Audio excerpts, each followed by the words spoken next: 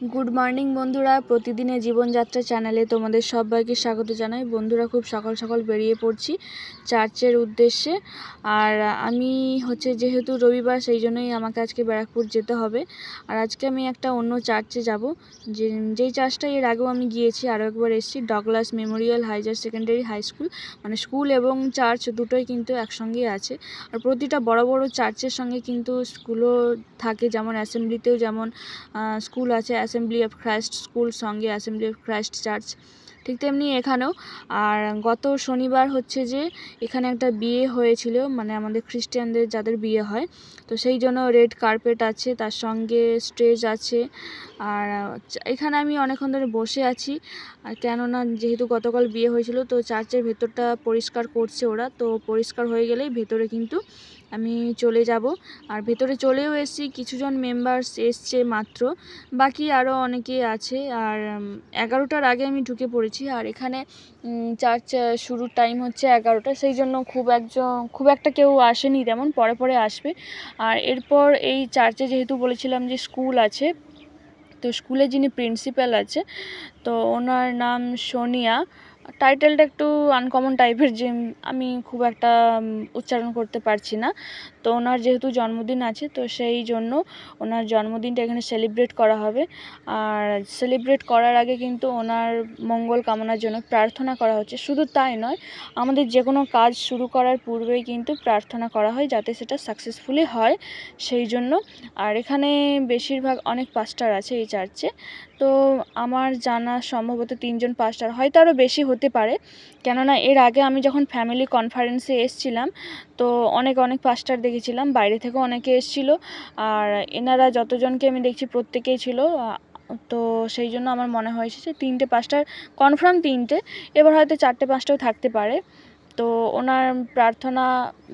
ওনার জন্য প্রার্থনা করা হচ্ছে, শুধু পাস্টাররা নয়, চার্চের যতজন মেম্বার আছে সবাই মিলে করছে। ইভেন আমিও করছিলাম, কিন্তু ক্যামেরাটা অন করেই করছিলাম, সেই জন্য আমি বেশিক্ষণ ক্যামেরাটা অন করিনি, কেননা প্রার্থনাটা অনেকটা লেন্দি ছিল আর কি।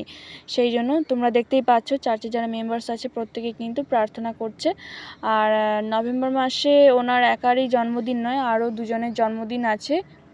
তো তাদেরও জন্মদিন, হয়তো তারিখটা আলাদা, কিন্তু মাস যেহেতু একই, তো ওদেরকেও কিন্তু সঙ্গে পরে পরে ডাকা হবে। আর কিন্তু এখনও পর্যন্ত ওনার জন্য প্রার্থনা করা হচ্ছে, যাতে ওনার মঙ্গল কামনা করার জন্যই হচ্ছে।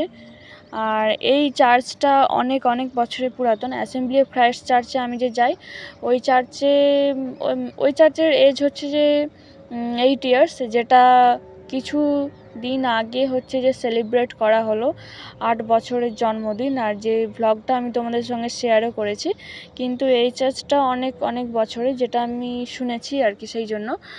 তো অনেক পুরাতন, আর বাইরে থেকে স্ট্রাকচারটা দেখতেও অনেক সুন্দর লাগে।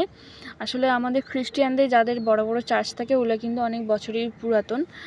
আর এইখানে যে চারিদিকে যে পরিবেশটা, ওটাও আমার অনেক ভালো লাগে। আর এই চার্চে আমি যখন ফার্স্টবার এসেছিলাম বলতে আমি ভুল করেই চলে এসেছিলাম, কেননা অ্যাসেম্বলিতে আমি যখন ফার্স্ট যাই এবং সেকেন্ড সপ্তাহে যখন আমি যাই, তখন অ্যাসেম্বলিতে না ঢুকে ডগলাসে চলে এসেছি, কেননা ডিস্টেন্স মাত্র কয়েক সেকেন্ডের যাওয়া আসা। তো আমি ভুল করে যখন এখানে চলে আসি, আমি ভাবলাম তো এটা তো অ্যাসেম্বলি নয়, তো আবার আমি ওখান থেকে বেরিয়ে রিটার্ন চলে গেছি অ্যাসেম্বলিতে।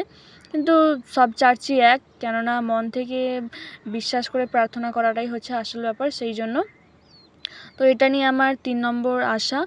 আর প্রার্থনার শেষে ওনার কপালে ক্রুশ করে দিয়েছে, ঈশ্বরের অনুগ্রহ যাতে পায়, বা আরও অনেক কিছু কারণের জন্য।